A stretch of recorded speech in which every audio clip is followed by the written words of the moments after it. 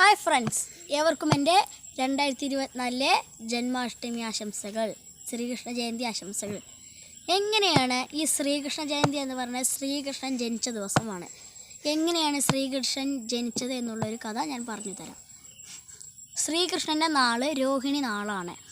അങ്ങനെ ഒരു ദിവസത്തിലെ രോഹിണി നാളിൽ കൃത്യം രാത്രി 2 മണിക്കാണ് ശ്രീകൃഷ്ണൻ ജനിച്ചത്. എന്നിട്ട് കൃഷ്ണൻ്റെ അമ്മയായ ദേവകിയും അച്ഛനായ വാസുദേവൻ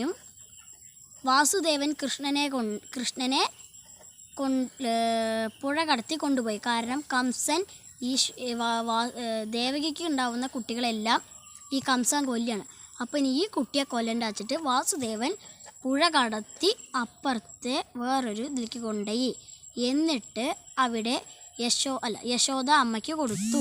എന്നിട്ട് അവിടെ ഒരു പെൺകുട്ടിയായിരുന്നു. ആ പെൺകുട്ടിയെ ഇങ്ങോട്ട് കൊണ്ടുവന്ന് ഇവിടെ ദേവകി അമ്മയുടെ കയ്യിൽ കൊടുത്തു. അപ്പോൾ കംസൻ ഒരു കുട്ടി ജനിച്ചു എന്നുള്ള വാർത്ത അറിഞ്ഞു.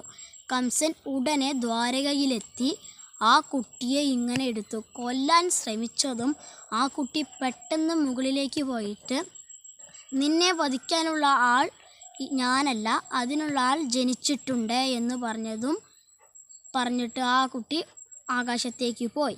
എന്നിട്ട് ഈ കൃഷ്ണനാണെന്നുള്ള കാര്യം പിന്നെയാണ് മനസ്സിലായത്. അങ്ങനെയാണ്, അതുകൊണ്ടാണ് ശ്രീകൃഷ്ണ ജയന്തി ഇന്ന് വരാൻ കാരണം. അതാണ് ശ്രീകൃഷ്ണ ജയന്തി. ഓക്കെ.